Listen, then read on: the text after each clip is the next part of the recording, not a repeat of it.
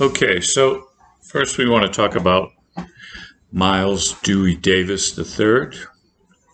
He's born in 1926 and was an American trumpeter, band leader, and composer.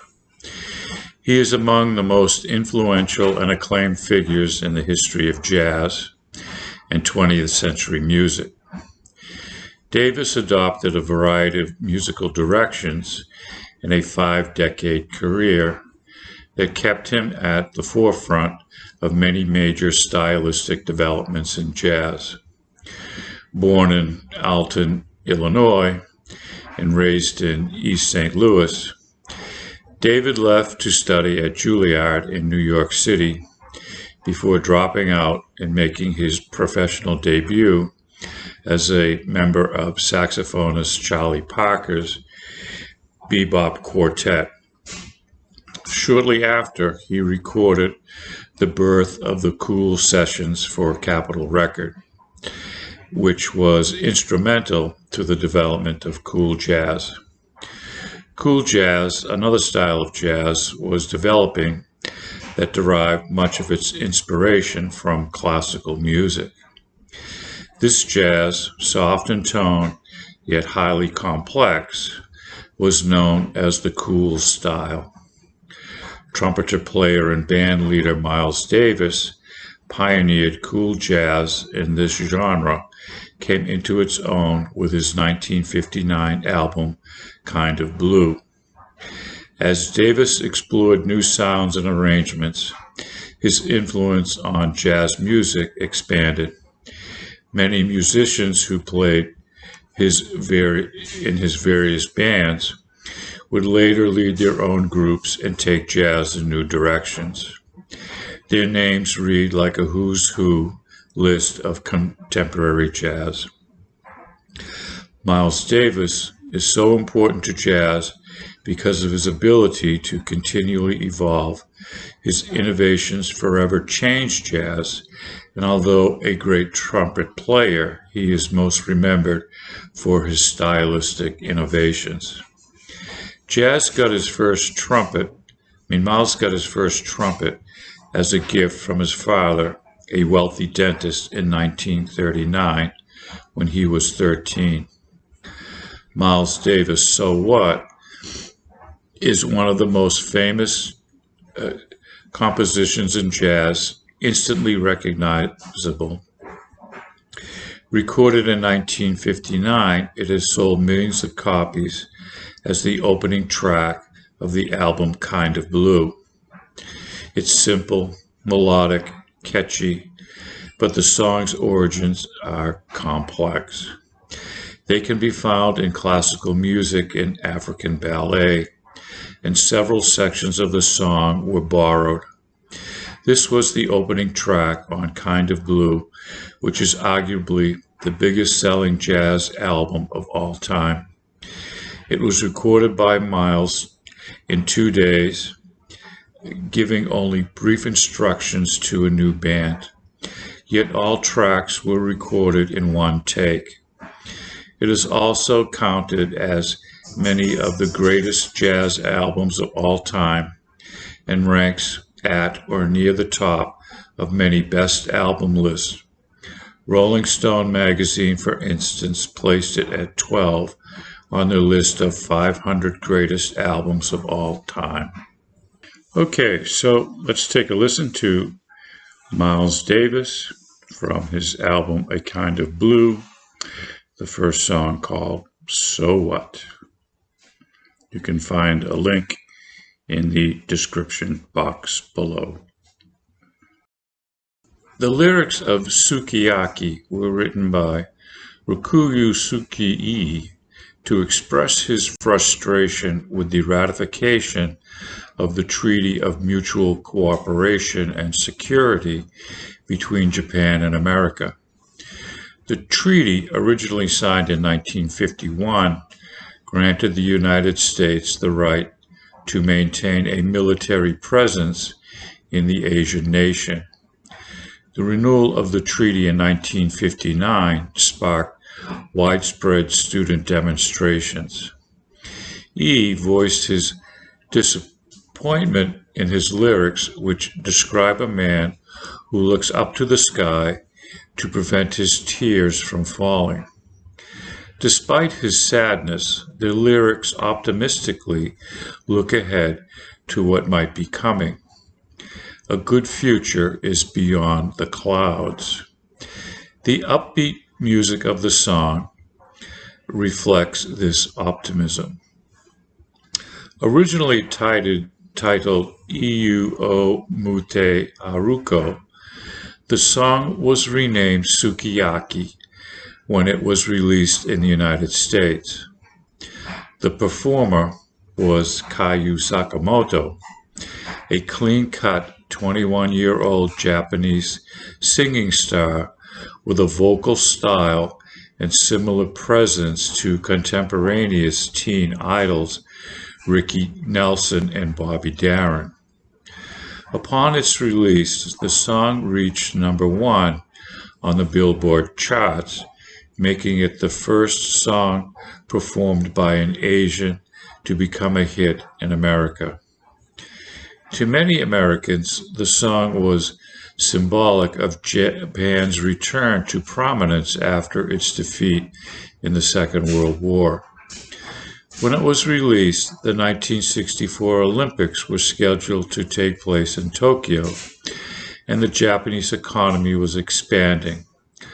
Rather than looking back at the failed protests surrounding the treaty, the song was widely interpreted as reflecting on the aftermath of the war and looking forward to a better future. Who went on to become a well-known author and television personality, penned lyrics for other popular songs sung by Sakamoto and continued to collaborate with other musicians. Okay, so let's take a listen to Kyu Sakamoto's Sukiyaki. You can find a link in the description box below. Okay, so our next piece is a little off the menu, but I thought this is quite relevant to our story, West Side Story. It's kind of the aftermath of our story. So it's a song called Society's Child, written by New Yorker Janis. Janis is born and raised in a small farming community in northern New Jersey, still within our geographic area of New Netherlands. And the demographic makeup of her community is predominantly African American. And she is one of the few white students in her high school. So the song is written about a boy and girl, African American male and white female, who start dating. And even the teachers at school, the neighbors, everybody, the family especially, is really up in arms over this intercultural, interracial relationship. So the backdrop to this story is this is not stated as autobiographical.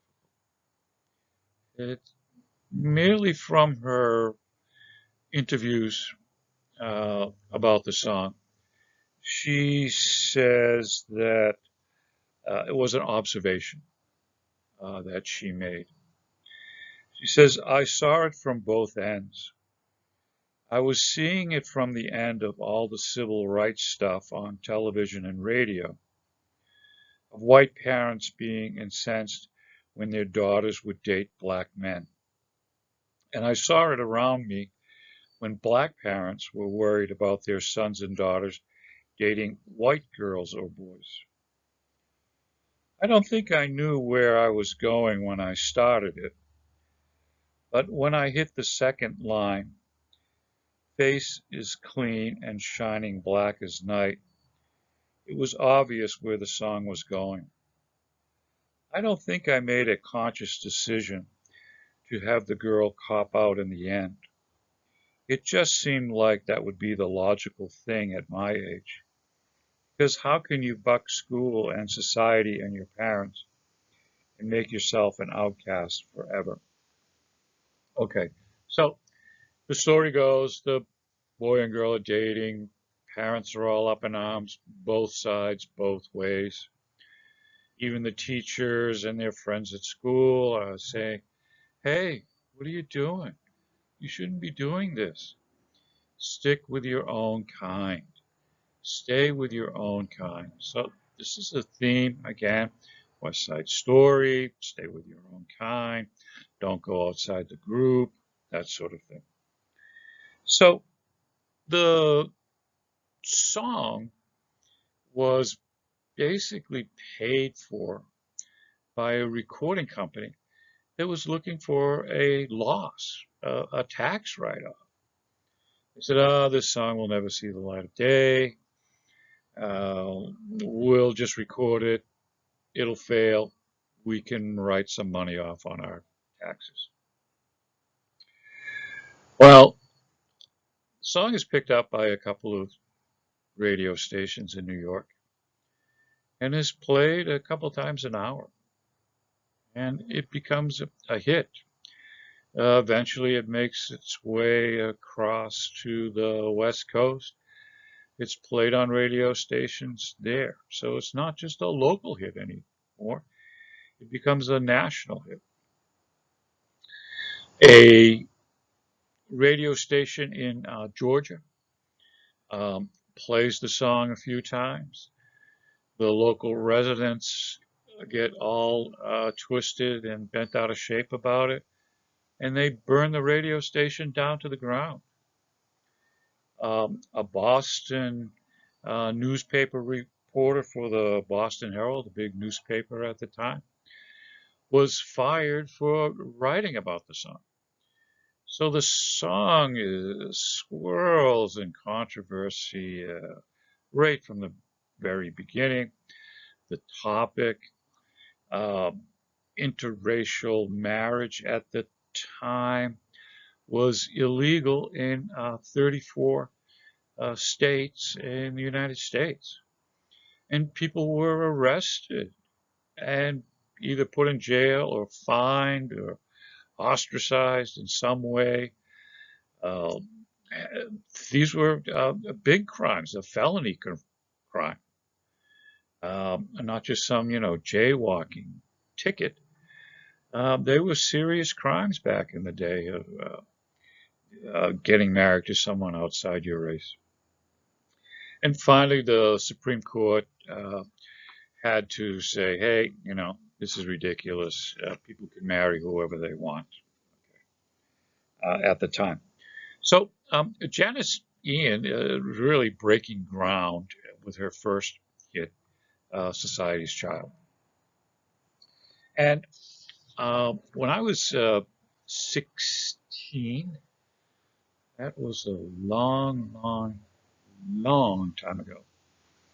My aunt, who was from Massachusetts, was part of the phenomena of girls, mostly girls, coming right out of high school or college that wanted to get out of these small little cutesy New England towns and go where all the action was, and that was New York City.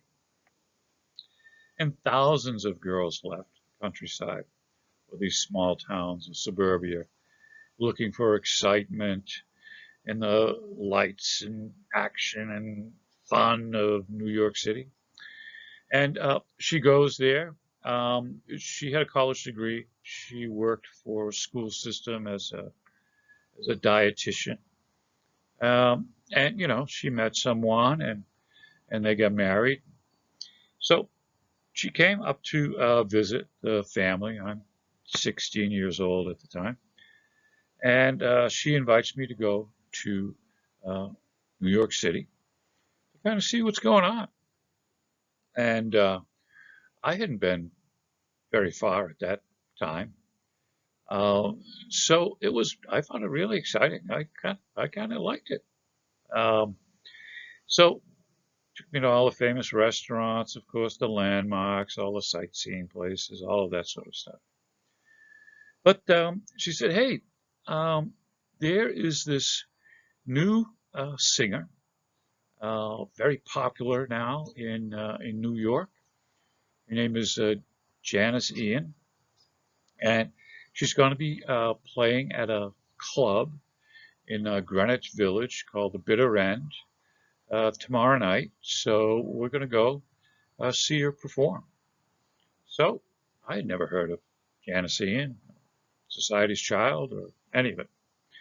So we go, and the place, the Bitter End, was a nightclub, and it was kind of a leftover from the 50s beatnik days when poets would go kind of hang out, drink coffee, recite poetry, or have philosophical discussions in these kind of little teeny tiny little coffee houses. So we go to the Bitter End, and it's really teeny, tiny little place, maybe just as big as a couple of college classrooms, and that's about it. And Janis Ian comes on stage and she sings from her album Society's Child, and I was became an instant fan. And so I remember when this album really kind of took off in New York and became a national hit. And it's written by Bob Dylan, and the name of the song is called Hurricane Carter. Okay, so Hurricane Carter was born in 1937 and passes away in 2014. And he was an American Canadian middleweight boxer who was wrongfully convicted of murder and later released following a petition of habeas corpus after serving almost 20 years in prison. In 1966, Carter and his co-accused John Artis were arrested for a triple homicide, which was committed at the Lafayette Bar and Grill in Paterson, New Jersey. Shortly after the killings at 2:30 a.m., a car which contained Carter, Artis, and a third acquaintance was stopped by police outside the bar while its occupants were on their way home from a nearby nightclub. They were allowed to go on their way, but after dropping off the third man, Carter and Artis were stopped while they were passing the bar a second time 45 minutes later. Both of them were arrested.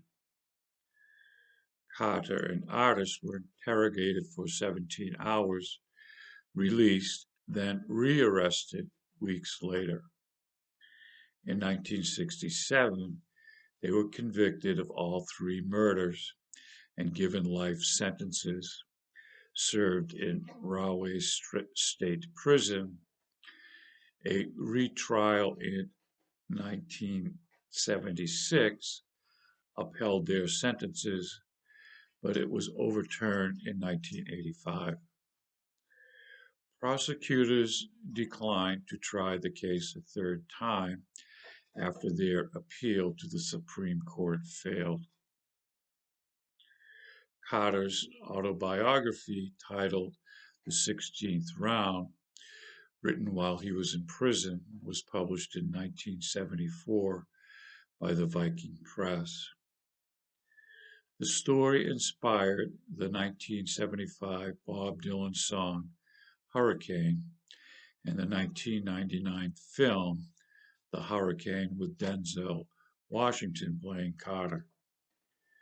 From 1993 to 2005, Carter served as executive director of the Association in Defense of the Wrongly Convicted, later rebranded as Innocence Canada. In 2019, the case was the focus of a 13-part BBC podcast series, The Hurricane Tapes. The series was based on interviews which were conducted with survivors, case notes which were taken during the original investigations, and 40 hours of recorded interviews which were conducted with Carter by the author Ken Klosky, who cited them in his 2011 book, The Eye of the Hurricane. Hurricane, Bob Dylan's howl of protest, still resonates today. The hard-hitting 1975 ballad tells the story of a black boxer framed and jailed for murder. From the Financial Times, John Daly. Pistol shots rang out in the barroom night. The opening line of Bob Dylan's protest ballad, Hurricane, sounds more like the start of a classic noir thriller by Raymond Chandler. The song is one of Dylan's most detailed narratives, telling the story of Rubin Hurricane Carter, a black middleweight boxer who was framed by the police for a triple murder that took place in Paterson, New Jersey, bar in 1966. Dylan discovered the case in 1975 when Carter published his life story, The 16th Round. Intensely moved, the singer traveled to Rahway State Prison to visit the man who, in the words of the song, at one time could have been the champion of the world, but was now an innocent man living in hell. The resulting song was written fast, the collaborator Jacques Levy forming the powerful rhyming lyrics, which are unusual among Dylan's ballads for their clarity and structure. In a later interview, Levi said of his role, quote, "I think Dylan liked the idea that I could tell a story. Bob was not good at telling stories. He's got a lot of good stuff in his songs, but they don't usually end up to a story. Hurricane definitely adds up to a story. Specific, detailed, hard-hitting. It was recorded in the summer of 1975 with musicians from the Rolling Thunder Revue, notably Vinnie Bell on 12-string guitar, powerful drums and percussion from Howie Wyeth and Luther Ricks, and the most memorably the brilliant gypsy-style violin of Scarlett Riviera, whose long, swooping musical lines lead a wild, exhilarating quality to the counterpoint, the harsh thump of the lyrics. But there were problems. Lawyers at Columbia Records fretted about possible lawsuits, especially from Arthur Dexter Bradley and Alfred Bello, the two white witnesses who, as the song vividly describes, were cajoled and threatened by the police into identifying Carter and his co-defendant reluctant John Artis. A rewritten version had to be recorded, this time with Ronnie Blakely providing the vocal harmony. Even after its release as a single in November 1975 on the Desire album the following year, there was more legal trouble when Patty Valentine, another eyewitness named in the song, brought an unsuccessful lawsuit. Accusations of factual errors in the storytelling also dogged the ballad.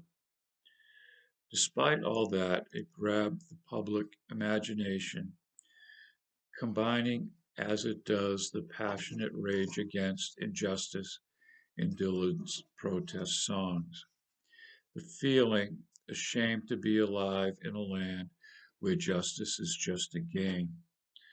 With fuel for the race relations ferment of the time, in its tale of two black men cynically framed and convicted by white cops, white witnesses, and an all-white jury.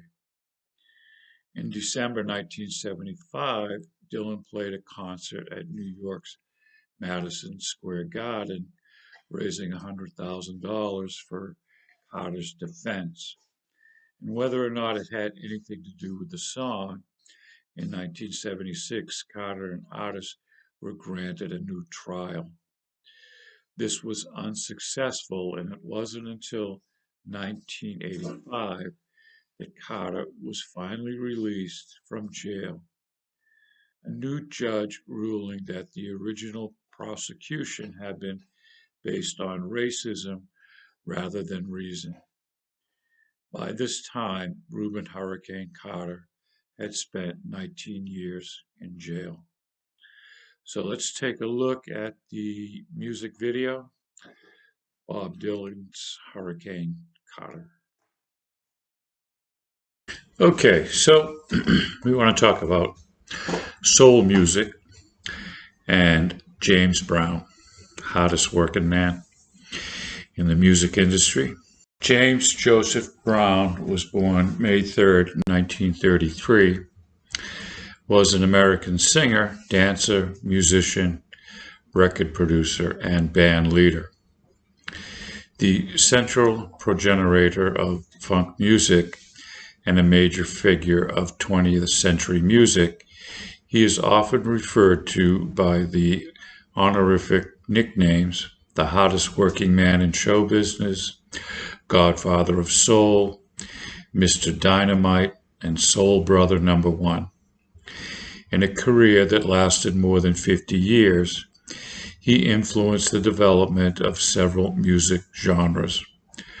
Brown was one of the first 10 inductees into the Rock and Roll Hall of Fame at its inaugural induction in New York, January 1986. Brown began his career as a gospel singer in Toccoa, Georgia. So, soul music, often referred to simply as soul, is a popular music genre that originated in the African American community throughout the United States in the 1950s and early 1960s. It combines elements of African American gospel, rhythm and blues, and jazz. Soul music became popular for dancing and listening in the United States, where record labels such as Motown and Atlantic were influential during the civil rights movement. Soul also became popular around the world, directly influencing rock music and the music of Africa. According to Rock and Roll Hall of Fame, soul is, quote, music that arose out of the Black experience in America through the genres of gospel and rhythm and blues, end quote. Catchy rhythms stressed by hand claps and body move are an important feature of soul music. Other characteristics are a call and response between the lead vocalist and the chorus, and an especially tense vocal sound.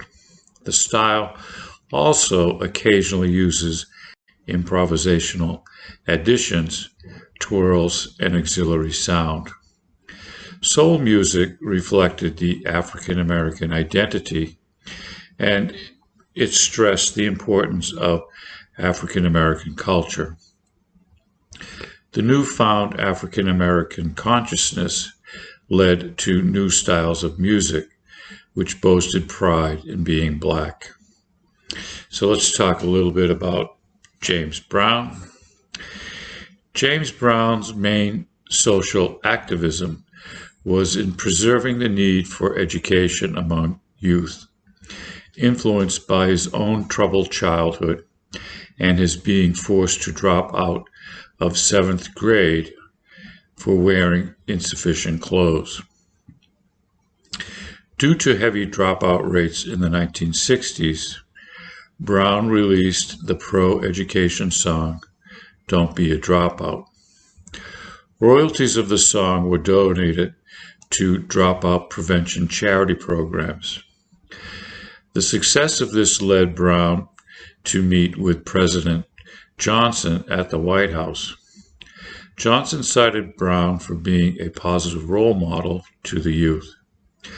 A lifelong Republican, Brown gained the confidence of President Richard Nixon, to whom he found he had to explain the plight of Black Americans. Throughout the remainder of his life, Brown made public speeches in schools and continued to advocate the importance of education in school. Upon filing his will in 2002, Brown advised that most of the money in his estate go to creating the I Feel Good, Inc. Trust to benefit disadvantaged children and provide scholarships for his grandchildren. His final single, "Killing Is Out, School Is In," advocated against murders of young children in the streets.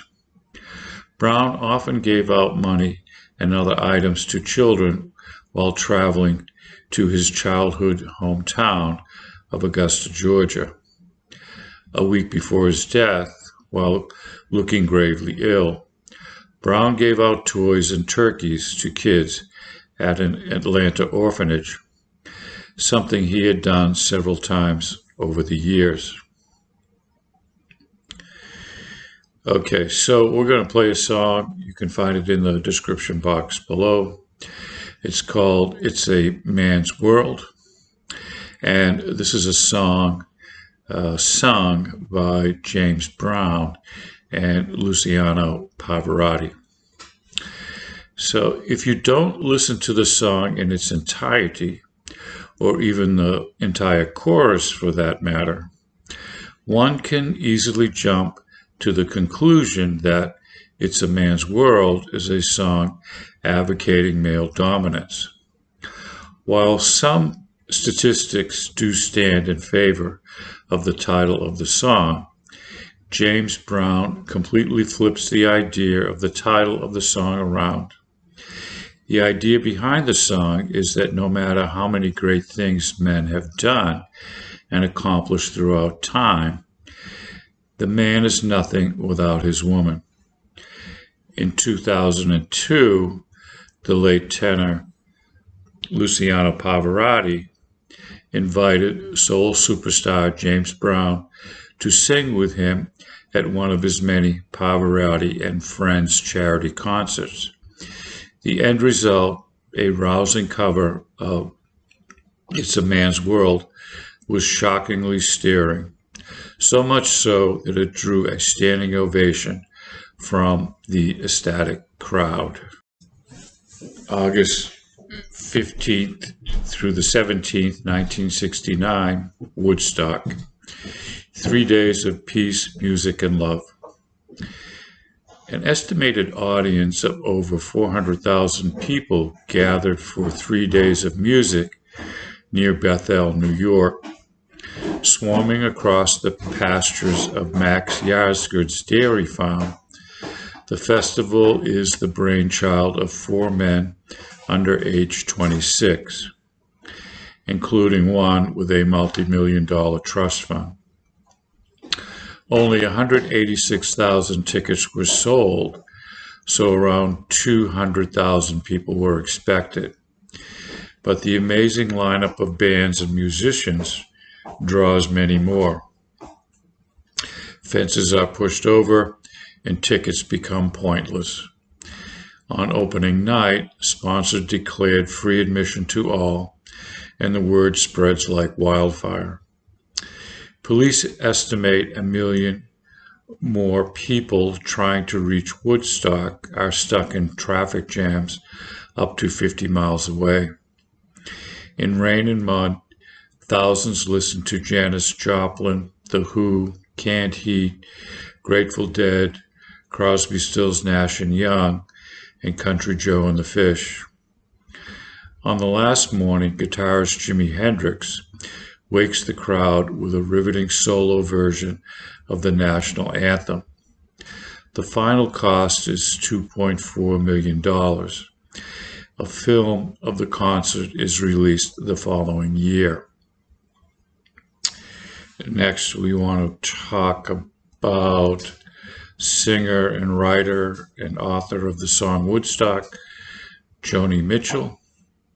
Joni Mitchell composed the song based on what she heard from her then boyfriend Graham Nash about the Woodstock Music and Art Festival. She had not been there herself since the manager had told her that it would instead be more advantageous for her to appear on the Dick Cavett Show. She composed it in a hotel room in New York City, watching televised reports of the festival.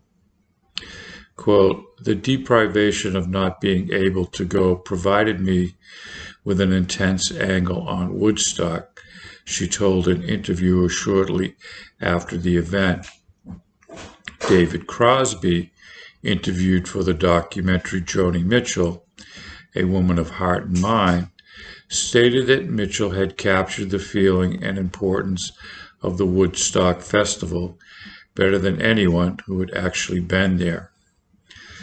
The lyrics tell of a story of a spiritual journey to Max Yasgurt's farm, the place of the festival, and make prominent use of sacred imagery, comparing the festival site with the Garden of Eden, quote, "and we've got to get ourselves back to the garden."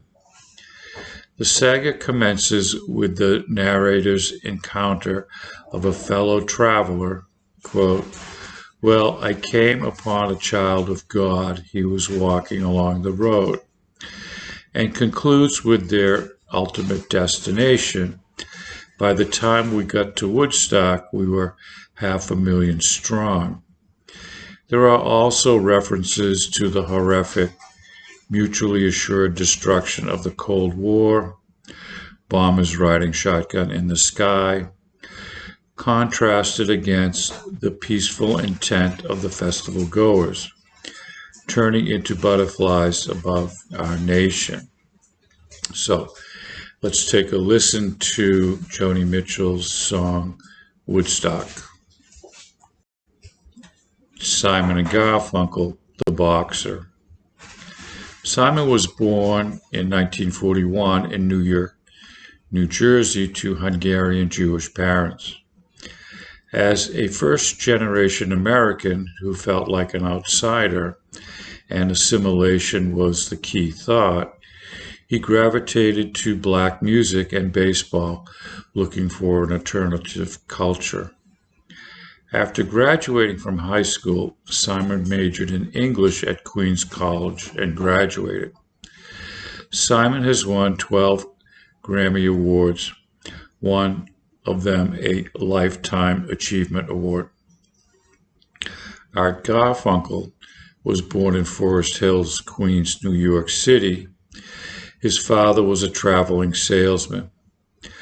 Garfunkel is of Romanian Jewish descent.